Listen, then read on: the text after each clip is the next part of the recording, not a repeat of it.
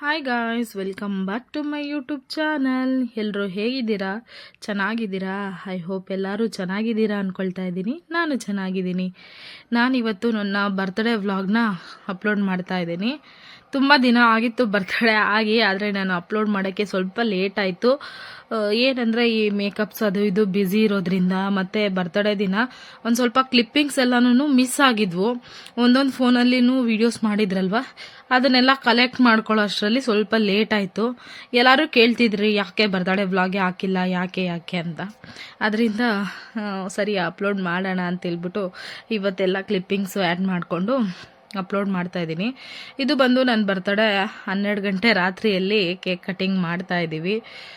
ಏನಿಲ್ಲ ಅಂದರೂ ದೇವನಹಳ್ಳಿಯಲ್ಲಿ cake cutting ಮಾಡಿದ್ದೆ ಕಮ್ಮಿ. ಮದುವೆ ಆದಮೇಲೆ ಸ್ಟಾರ್ಟಿಂಗಲ್ಲಿ 1-2 ವರ್ಷ ಕೇಕ್ ಕಟಿಂಗ್ ಮಾಡಿದ್ದೀನಿ.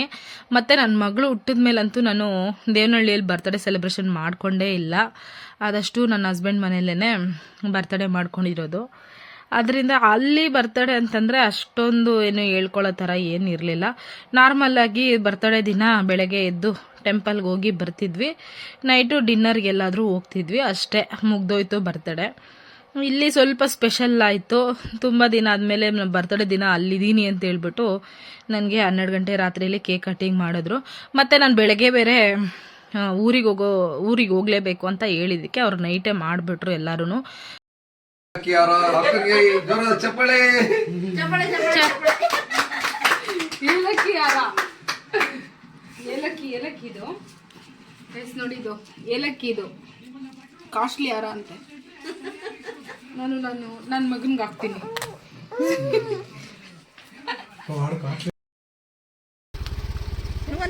ಬಾಯ್ ಹಲೋ, ಮೊಬೈಲ್ ಸುಸ್ತ ನೋಡು. ಬಾಯ್, ಯಾರ ಸುಸ್ತ ನೋಡು. Bye bye. వన్ దింపుకో చెప్తాను, కింద దింపుకో. ఎత్తుకోమని ఎత్తుకో మమ్మీ ఇవన్నీ. బాయ్, ఇంకొక ಸರಿ ಮಮ್ಮಿ ಬಾಯ್. ಅಲ್ಲಿಂದ ನಾನು ಬರೋದು 8 ಗಂಟೆಗೆ ಬಂದ್ಬಿಟ್ಟೆ. ಅಲ್ಲಿ 7 ಗಂಟೆಗೆ ಬಿಟ್ಟಿದ್ದು. ಆ್ಯಕ್ಚುಲಿ ನಾನು ಬರೋಕ್ಕೆ 8 ಗಂಟೆ ಆಯಿತು. ಇಲ್ಲಿಗೆ ಬಂದಮೇಲೆ ನಂದು ಒಂದು ಮೇಕಪ್ ಒಪ್ಕೊಂಡಿದ್ದೆ ನಾನು. ಸಡನ್ನಾಗಿ ಅದು ಫಿಕ್ಸ್ ಆಗಿದ್ದು ಗೈಸ್ ಮೇಕಪ್ಪು. ಅದರಿಂದ ಸ್ವಲ್ಪ ಮೇಕಪ್ ಮುಗಿಸ್ಕೊಂಡು ಬಂದಿದ್ದು 12:30 ಆಯಿತು. 12:30 ಆಮೇಲೆ ಬಂದು ನಾನು ಸ್ನಾನ ಮಾಡಿ ರೆಡಿಯಾಗಿದ್ದು. ನನ್ನ ಹಸ್ಬೆಂಡ್ ಅವತ್ತು ಫುಲ್ಲು ಮುನ್ಸ್ಕೊಂಬಿಟ್ಟಿದ್ರು, ಕೋಪ ಮಾಡ್ಕೊಂಡಿದ್ರು. ಯಾಕೆ ಅಂದರೆ ಅವ್ರು ಫಸ್ಟೇ ಹೇಳಿದರು ಬರ್ತ್ಡೇ ದಿನ ಮಾತ್ರ ಯಾವುದೇ ಮೇಕಪ್ ಇದ್ದರೂ ಒಪ್ಕೋಬೇಡ ಅಂತ.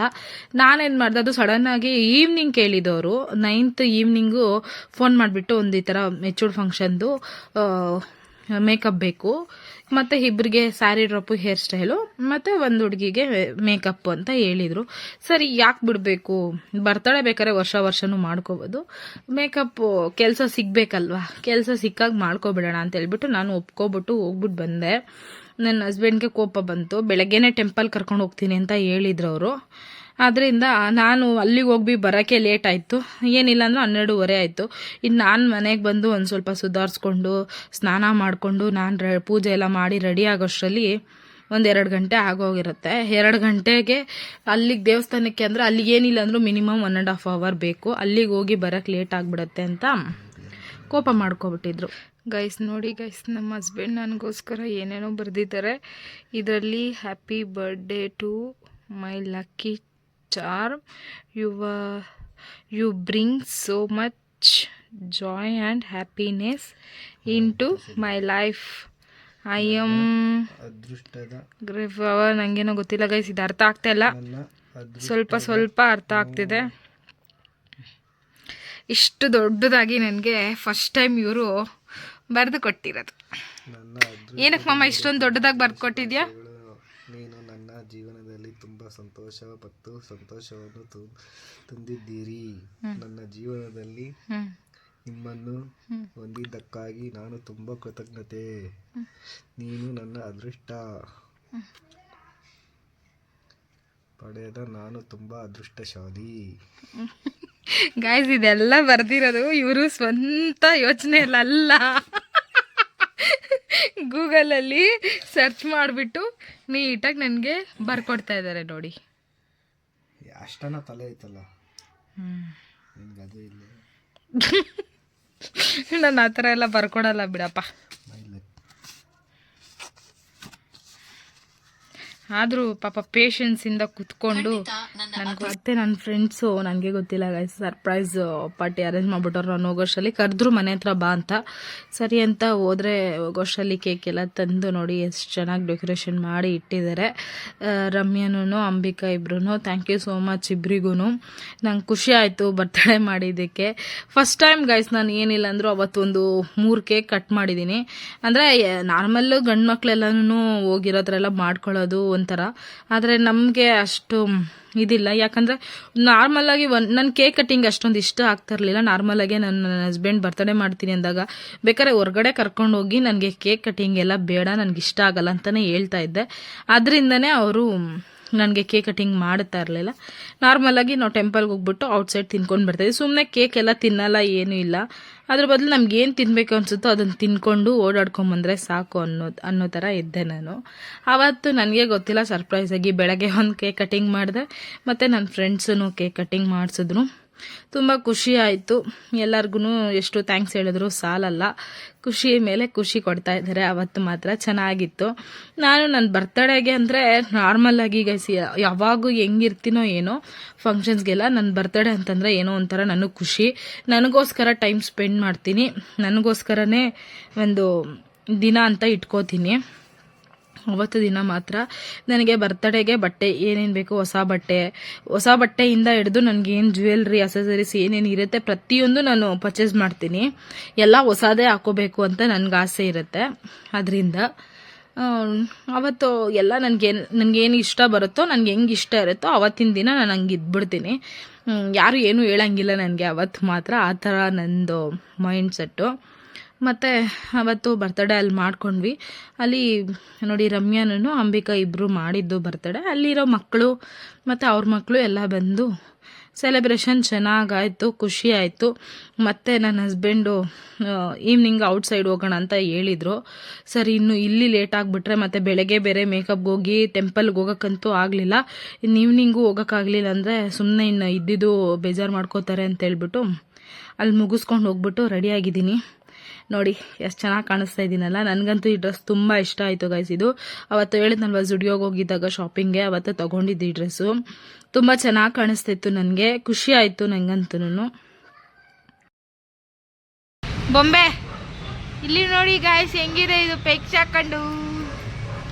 ಪೆಕ್ಚು ಮೂಗು ನೋಡಿ ಇಷ್ಟು ಮೆತ್ಕೊಂಡ್ಬಿಟ್ಟೈತೆ.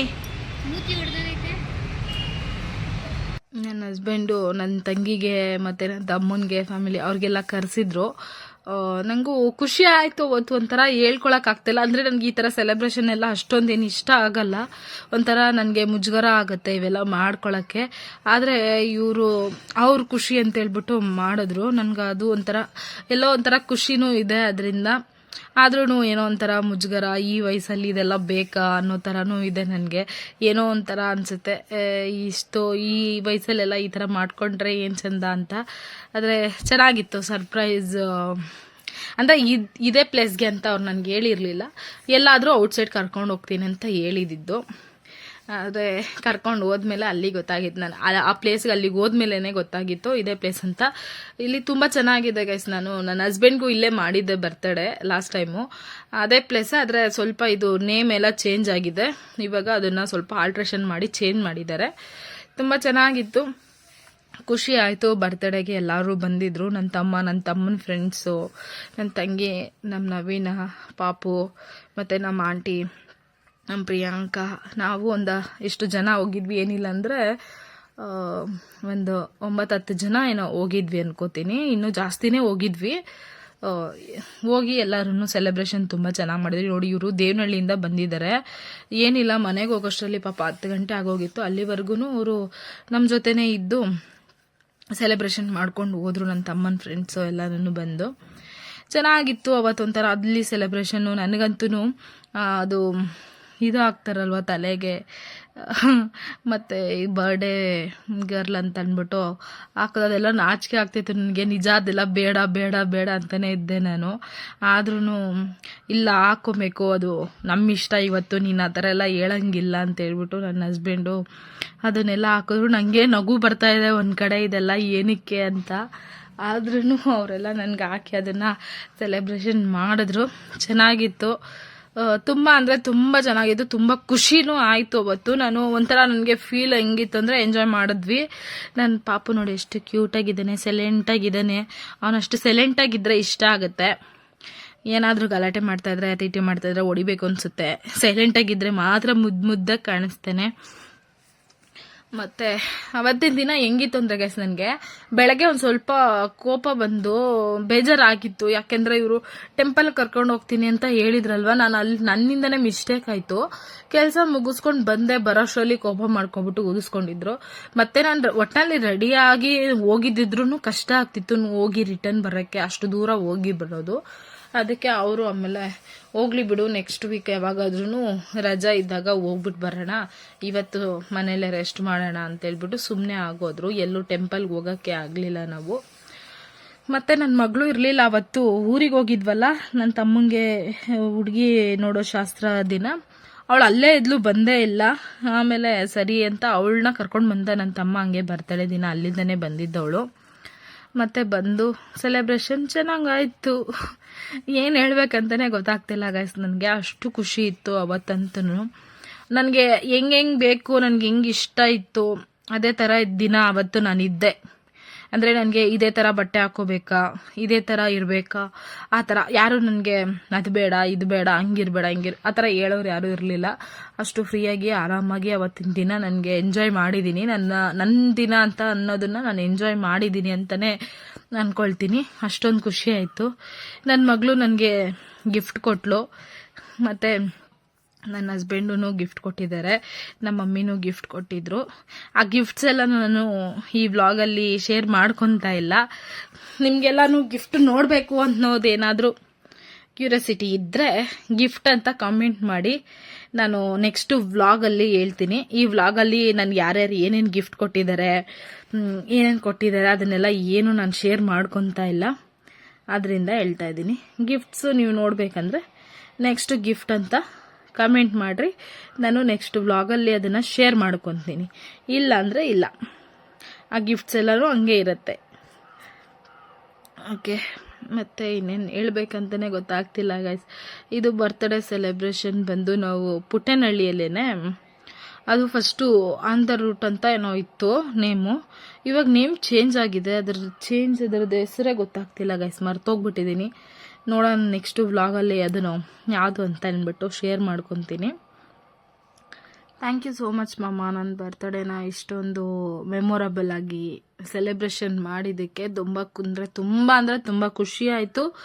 ತುಂಬ ಅಂದರೆ ಹೇಳ್ಕೊಳಕ್ಕಾಗ್ತಾಯಿಲ್ಲ, ಅಷ್ಟೊಂದು ಖುಷಿಯಾಗಿದೆ ನನಗೆ. ಫಸ್ಟ್ ಟೈಮು ನಾನು ಈ ಥರ ಎಲ್ಲ ಸೆಲೆಬ್ರೇಷನ್ ಮಾಡ್ಕೊಳ್ಳೋದು. ಇರೋದನ್ನ ಹೇಳ್ತಾ ಇದ್ದೀನಿ ಗೈಸ್, ಫಸ್ಟ್ ಟೈಮ್ ಈ ಥರ ಸೆಲೆಬ್ರೇಷನ್ ಮಾಡ್ಕೊತಾ ಇದ್ದೀನಿ. ಅಂದರೆ ಫಸ್ಟು ಇದೇ ಥರ ಯಾವತ್ತೂ ಮಾಡ್ಕೊಂಡಿಲ್ಲ ಅಂತ ಏನಿಲ್ಲ. ನನ್ನ ಬರ್ತ್ಡೇನ ನಾನು ಏನಿಲ್ಲ ಅಂದ್ರೆ ಚಿಕ್ಕ ಮಗುವಿಂದನೂ ಅಷ್ಟೇ ನಾನು ಚೆನ್ನಾಗೇ ಸೆಲೆಬ್ರೇಷನ್ ಮಾಡ್ಕೊಂಡು ಬಂದಿದ್ದೀನಿ. ನಮ್ಮ ಮನೇಲಿ ಸ್ಟಾರ್ಟಿಂಗು ನನ್ನ ಬರ್ತ್ಡೇ ಅವಾಗಿಂದನೂ ಅಷ್ಟೇ ಚೆನ್ನಾಗಿ ಮಾಡ್ಕೊಂಡು ಬಂದಿದ್ದಾರೆ. ಸ್ಕೂಲಲ್ಲೂ ಅಷ್ಟೇ, ಸ್ಕೂಲಲ್ಲಿ ಹೋಗ್ಬೇಕಾದ್ರೂ ಅಷ್ಟೇ. ಅಂದರೆ ಕೇಕೆಲ್ಲ ಅವಾಗ ಕಟ್ ಮಾಡ್ತಾ ಇರಲಿಲ್ಲ, ಅವಾಗೆಲ್ಲ ಇಷ್ಟು ಕೇಕ್ ಎಲ್ಲ ಇರಲಿಲ್ಲ. ನಾರ್ಮಲ್ ಚಾಕ್ಲೇಟ್ಸ್ ತಗೊಂಡೋಗಿ ಚಾಕ್ಲೇಟ್ಸು ಸ್ಕೂಲಲ್ಲಿ ಎಲ್ಲರಿಗೂ ಹಂಚ್ತಾ ಇದ್ದೆ. ಮತ್ತು ಮನೆ ಹತ್ರ ಇರೋರಿಗೆಲ್ಲ ಚಾಕ್ಲೇಟ್ಸ್ ಹಂಚೋದು, ಆ ಥರ ಎಲ್ಲ ಸೆಲೆಬ್ರೇಷನ್ ಮಾಡ್ಕೊತಾ ಇದ್ದೆ. ನನಗೆ ಇವಾಗಿಂದನೂ ಅಲ್ಲ ಅವಾಗಿಂದನೂ ಅದು ಮೈಂಡಲ್ಲಿದೆ. ಬರ್ತ್ಡೇ ಅಂದರೆ ಏನೋ ಅವತ್ತೊಂದು ದಿನ ನನ್ನ ದಿನ ಅನ್ನೋ ಥರ ಸೆಲೆಬ್ರೇಷನ್ ಮಾಡ್ಕೊಂಡಿದ್ದೀನಿ. ಒಂದು ದಿನಾನೂ ನಾನು ಮಿಸ್ ಮಾಡಿಲ್ಲ ನನ್ನ ಬರ್ತ್ಡೇನ. ಅಷ್ಟೇ ಚೆನ್ನಾಗಿ ನಾನು ಸೆಲೆಬ್ರೇಷನ್ ಮಾಡ್ಕೊಂಡಿದ್ದೀನಿ. ಆದರೆ ಇವಾಗ ಸ್ವಲ್ಪ ಏಜ್ ಆಗ್ತಾ ಅದೊಂದು ಸ್ವಲ್ಪ ಅದ್ರ ಬಗ್ಗೆ ಇಂಟ್ರೆಸ್ಟ್ ಇಲ್ಲ ಅಷ್ಟೊಂದು. ಆದರೂ ನನ್ನ ಹಸ್ಬೆಂಡ್ ಈ ಸತಿ ಚೆನ್ನಾಗಿ ಮಾಡಿದ್ರು, ಅದೊಂದು ಖುಷಿ ಆಯಿತು ನನಗೆ. ನಂದು ವರ್ಷನೂ ಅಷ್ಟೇ ಚಿಕ್ಕ ವಯಸ್ಸಿಂದನೂ ಹೊಸ ಬಟ್ಟೆ ತೊಗೊಂಡು ಬಂದು ಚಾಕ್ಲೇಟ್ಸು ಎಲ್ಲನೂ, ಅಂದರೆ ನಮ್ಮ ಪ್ರತಿಯೊಂದು ಬರ್ತ್ಡೇನೂ ನಾನು ಮಿಸ್ ಮಾಡೇ ಇಲ್ಲ. ನನ್ನ ಪೇರೆಂಟ್ಸ್ ಅಷ್ಟೇ ಚೆನ್ನಾಗಿ ಸೆಲೆಬ್ರೇಷನ್ ಮಾಡಿದ್ದಾರೆ ಅವಾಗ್ಲಿಂದನೂ ಅಷ್ಟೇ. ನಾನು ಎಷ್ಟೊಂದು ಮೆಮೊರೀಸ್ ಎಲ್ಲ ಇದ್ದಾವೆ, ಬರ್ತ್ಡೇ ಮಾಡಿರೋದು, ಸೆಲೆಬ್ರೇಷನ್ ಮಾಡಿರೋದು, ಫೋಟೋಸ್ ಎಲ್ಲನೂ ತುಂಬಾ ಇದ್ದಾವೆ. ಹೇಳ್ಬೇಕಂದ್ರೆ ನನ್ನ ತಮ್ಮ ನನ್ನ ತಂಗಿಗಿಂತ ನಂದೇ ಜಾಸ್ತಿ ಫೋಟೋಸ್ ಇರೋದು ನಮ್ಮ ಮನೆಯಲ್ಲಿ. ಅಷ್ಟೊಂದು ಚೆನ್ನಾಗಿ ನನ್ನ ನೋಡ್ಕೊಂಡಿದ್ದಾರೆ. ನಾನು ಆವಾಗ್ಲಿಂದನೂ ಚೆನ್ನಾಗೇ ಬೆಳೆದಿದ್ದೀನಿ ಅಂತ ಹೇಳ್ಬೋದು. ಖುಷಿಯಿಂದ ಹೇಳ್ಕೊತೀನಿ ಗೈಸ್. ನಾನು ಒಂದು ಚೂರು ನನಗೆ ಆವಾಗ್ಲಿಂದ ಇವಾಗವರೆಗೂ ನಾನು ಹೆಂಗಿದ್ದೀನೋ ಹಂಗೆ ಬೆಳೆದಿದ್ದೀನಿ. ಅವರಿಬ್ಬರಿಗಿಂತ ಒಂದು ಸ್ವಲ್ಪ ನನ್ನ ಹೆಚ್ಚಾಗೆ ನೋಡ್ಕೊಂಡಿದ್ದಾರೆ ನನ್ನ. ಮತ್ತು ಇಷ್ಟೆಲ್ಲ ಬರ್ತಡೇ ಆದಮೇಲೆ ಅವ್ರು ನನಗೆ ಕಳಿಸೋದು ಅಂತ ಹೇಳ್ಬಿಟ್ಟು ಎಲ್ಲಾದರೂ ಊಟ ಮಾಡೋಣ ಅಂತ ಪಾರ್ಟಿ ಕೊಡಿಸಿದ್ರು. ನನ್ನ ಹಸ್ಬೆಂಡೇ ಇದನ್ನೂ ಅಷ್ಟೇ. ಏನಾಯಿತೋ ಬಿಲ್ಲೆಲ್ಲ ನನ್ನ ಹಸ್ಬೆಂಡ್ದೇನೆ. ಫುಲ್ ಅವತ್ತಿನ ದಿನ ಏನು ಖರ್ಚಿತ್ತು ಅದೆಲ್ಲ ನನ್ನ ಹಸ್ಬೆಂಡ್ದೇನೆ. ಇವ್ರು ನೋಡಿ ಸಪ್ರೇಟಾಗಿ ಊಟ ಮಾಡಿಸಿದ್ರೆ ಮಾಡ್ತಾನೆ ಇರಲಿಲ್ಲ. ಅವಳು ತಿನ್ಸಿದ್ರೆ ಮಾತ್ರ ಊಟ ಮಾಡ್ತಿದ್ದ, ನಾವೆಲ್ಲ ತಿನ್ಸಿದ್ರೆ ಅವ್ನು ತಿಂತಾನೆ ಇರಲಿಲ್ಲ. ಮತ್ತು ಅಲ್ಲಿ ಎಲ್ಲ ಊಟ ಮಾಡಿಕೊಂಡು ರಿಟರ್ನು ಮನೆಗೆ ಹೋಗ್ತಾ ಇದ್ದಾರೆ. ಎಲ್ಲರನ್ನೂ ಕಳಿಸ್ತಾ ಇದ್ದೀವಿ. ನನ್ನ ತಮ್ಮ ಕಾರಲ್ಲಿ ಬಂದಿದ್ದ, ಅವ್ರ ಫ್ರೆಂಡ್ಸ್ನೆಲ್ಲ ಕರ್ಕೊಂಡು. ಇನ್ನು ರಿಟರ್ನ್ ಹೋಗೋಕೆ ಲೇಟ್ ಆಗುತ್ತಲ್ವ, ಅಷ್ಟೊತ್ತಲ್ಲಿ ಬೈಕಲ್ಲೆಲ್ಲ ಹೋದರೆ ಕಷ್ಟ ಆಗುತ್ತೆ ಅಂತ ಹೇಳ್ಬಿಟ್ಟು ಎಲ್ಲರೂ ಕಾರಲ್ಲೇ ಬಂದಿದ್ರು ಅವರು.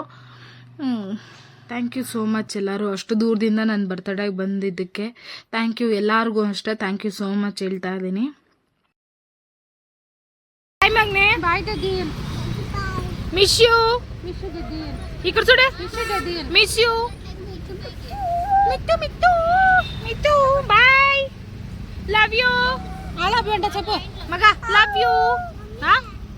నాకు హ్యాపీ బర్త్డే చెప్పలే. హ్యాపీ బర్త్డే టు చెప్పడమ్మ. Happy birthday to you. Bye మగ్గడి, మిచ్చు బంగడి, మిచ్చు సో మచ్.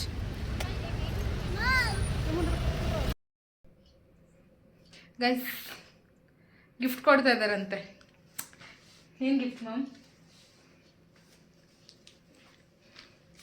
Surprise gift. ಇದ್ರೊಳಗಡೆ ಏನಿದೆ ಅಂತ ಗೊತ್ತಿಲ್ಲ, ನೋಡೋಣ.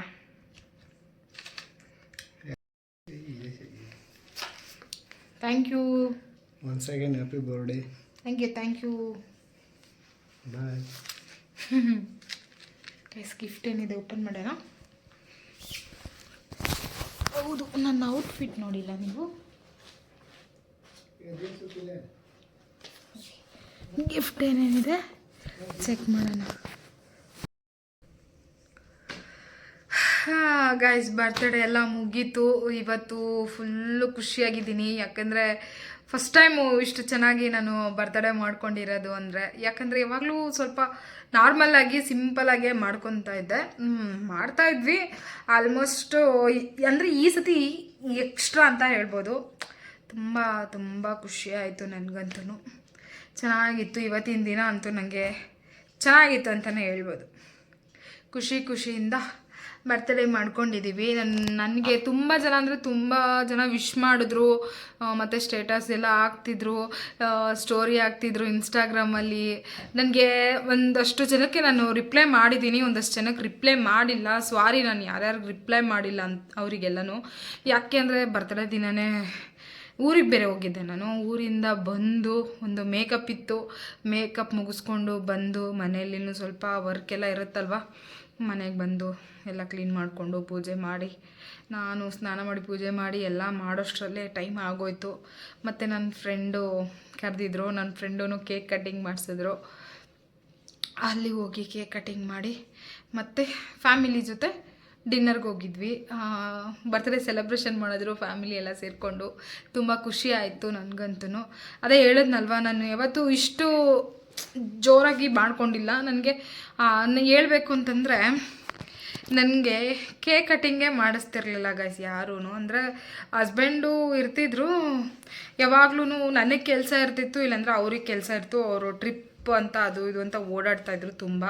ಕರೆಕ್ಟಾಗಿ ಕೆಲಸದ ಮೇಲೇ ಅವರು ನನ್ನ ಬರ್ತಡೇ ಟೈಮಲ್ಲೇ ಕೆಲಸದ ಮೇಲೆ ಬೇರೆ ಕಡೆ ಹೋಗ್ಬಿಡ್ತಿದ್ರು, ಇರ್ತಾ ಇರಲಿಲ್ಲ.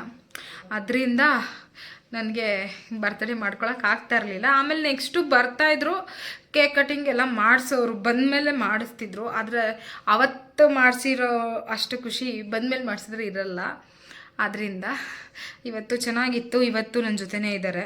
ಪಾಪ ಅವ್ರು ನನ್ನ ಜೊತೆ ಇರಬೇಕು ಅಂತ ಅಂದ್ಕೊಂಡಿದ್ರು. ಯಾವುದೂ ಮೇಕಪ್ ಒಪ್ಕೋಬೇಡ, ಬರ್ತಡೇ ದಿನ ಯಾವುದೂ ಮೇಕಪ್ ಒಪ್ಕೋಬೇಡ, ನನ್ನ ಜೊತೆ ಇರು, ನಾನು ದೇವಸ್ಥಾನಕ್ಕೆಲ್ಲ ಕರ್ಕೊಂಡು ಹೋಗ್ತೀನಿ ಅಂತ ಹೇಳಿದರು. ಇವತ್ತು ಮನೆ ದೇವ್ರಿಗೆ ಹೋಗ್ಬಿಟ್ಟು ಬರೋಣ ಅಂತ ಆಗಲಿಲ್ಲ ಗೈಸ್. ಅಲ್ಲೇ ಮೇಕಪ್ಗೆ ಹೋಗಿದ್ನಲ್ಲ, ಅಲ್ಲೇ 12:30 ಆಗಿಬಿಡ್ತು. ನಾನು ಮತ್ತೆ ಅಲ್ಲಿಂದ ಬಂದು ನಾನು ಸ್ನಾನ ಮಾಡಿಕೊಂಡು ಮನೆ ಕ್ಲೀನ್ ಮಾಡಿಕೊಂಡು ದೇವಸ್ಥಾನಕ್ಕೆ ಹೋಗೋಷ್ಟರಲ್ಲಿ 3 ಗಂಟೆ 4 ಗಂಟೆ ಆಗೋಗುತ್ತೆ. ಅದು ಬೇರೆ ಇಲ್ಲಿಂದದು ಚಿಕ್ಕಬಳ್ಳಾಪುರ ಇಲ್ಲಿರೋದು. ಚಿಕ್ಕಬಳ್ಳಾಪುರ ಅಂದರೆ ಇಲ್ಲಿಂದ 1.5 ಅವರ್ ಆಗುತ್ತೆ ಗಾಡಿಯಲ್ಲಿ ಹೋದರೆ. ಅದಕ್ಕೆ ಸುಮ್ಮನೆ ರಿಸ್ಕ್ ಯಾಕೆ, ಯಾವತ್ತಾದರೂ ರಜಾ ಇದ್ದಾಗ ಹೋಗೋಣ ಅಂತೇಳ್ಬಿಟ್ಟು ಹೋಗಲಿಲ್ಲ ಟೆಂಪಲ್ಗೆಲ್ಲನೂ. ನಾರ್ಮಲ್ ಮನೆಯಲ್ಲಿ ಪೂಜೆ ಮಾಡಿಕೊಂಡು ಈವ್ನಿಂಗ್ ಔಟಿಂಗ್ ಹೋಗಿದ್ವಿ ಅಷ್ಟೇ ಗೈಸ್. ನೋಡಿದ್ರಲ್ವ ಹೆಂಗಿತ್ತು ಬರ್ತಡೇ ಅಂತ. ಇಷ್ಟೇ ಇವತ್ತಿನ ವಿಡಿಯೋ. ಪ್ಲೀಸ್ ಸಬ್ಸ್ಕ್ರೈಬ್ ಮಾಡ್ಕೊಳ್ಳಿ. ಗೈಸ್ ನೋಡೋದ್ರಲ್ವಾ ಬರ್ತ್ಡೇ ಸೆಲೆಬ್ರೇಷನ್ ಯಾವ ಥರ ಇತ್ತು ಅಂತ ಹೇಳ್ಬಿಟ್ಟು. ನನ್ನ ಹಸ್ಬೆಂಡು ನನಗೆ ಗಿಫ್ಟ್ ಅಲ್ಲಿಗೆ ಎತ್ಕೊಂಬಂದು ಕೊಡಬೇಕು ಅಂತ ಅಂದ್ಕೊಂಡಿದ್ರಂತೆ, ಮರ್ತೋಗ್ಬಿಟ್ಟಿದ್ದಾರೆ ಪಾಪ. ಅದಕ್ಕೇ ಇವಾಗ ಮನೆಗೆ ಬಂದಮೇಲೆ ಗಿಫ್ಟ್ ಕೊಟ್ಟರು. ನಂದು ನೋಡಿ ಈ ಸೆಲೆಬ್ರೇಷನ್ನು ಇಷ್ಟು ಚೆನ್ನಾಗಿತ್ತು. ಅವತ್ತಿನ ಸೆಲೆಬ್ರೇಷನ್ನು ತಂಗೆ ತುಂಬ ಅಂದರೆ ತುಂಬ ಖುಷಿ ಆಯಿತು. ನಿಮಗೂ ಎಲ್ಲರಿಗೂ ಈ ವಿಡಿಯೋ ಇಷ್ಟ ಆಗಿದೆ ಅಂದ್ಕೊಳ್ತೀನಿ. ಇಷ್ಟ ಆಗಿದ್ರೆ ಗೊತ್ತಲ್ವಾ, ಪ್ಲೀಸ್ ಲೈಕ್ ಮಾಡಿ. ಇನ್ನೂ ಯಾರು ನನ್ನ ಚಾನಲ್ ಸಬ್ಸ್ಕ್ರೈಬ್ ಮಾಡದೆ ನೋಡ್ತಾ ಇದ್ದೀರೋ ಅವರೆಲ್ಲ ದಯವಿಟ್ಟು ಸಬ್ಸ್ಕ್ರೈಬ್ ಮಾಡ್ಕೊಳ್ಳಿ. ಆ್ಯಂಡ್ ನಿಮ್ಮ ಫ್ಯಾಮಿಲಿ ಫ್ರೆಂಡ್ಸ್ಗೆ ಶೇರ್ ಮಾಡ್ಕೊಳ್ಳಿ. ನನ್ನ ವಿಡಿಯೋಸ್ಗೆ ಸಪೋರ್ಟ್ ಮಾಡಿ ಅಂತ ಕೇಳ್ಕೊತಾ ಇದ್ದೀನಿ. ಓಕೆ, ಇಷ್ಟೊತ್ತಿಂದ ನನ್ನ ವಿಡಿಯೋಸ್ ಎಲ್ಲ ನೀವು ನನಗೋಸ್ಕರ ಟೈಮ್ ಕೊಟ್ಟು ನನ್ನ ವಿಡಿಯೋಸ್ ನೋಡಿದ್ದಕ್ಕೆ ತುಂಬ ಅಂದರೆ ತುಂಬ ಥ್ಯಾಂಕ್ ಯು ಸೋ ಮಚ್. ನಿಮ್ಮ ಮತ್ತೆ ಎಲ್ಲರೂ ಯಾರ್ಯಾರು ವಿಶ್ ಮಾಡಿದ್ರೋ ಅವ್ರಿಗೆಲ್ಲರಿಗೂ ಅಷ್ಟೇ ಹೃದಯಪೂರ್ವಕ ಧನ್ಯವಾದಗಳನ್ನ ಹೇಳ್ತಾ ಇದ್ದೀನಿ. Okay, thank you for watching.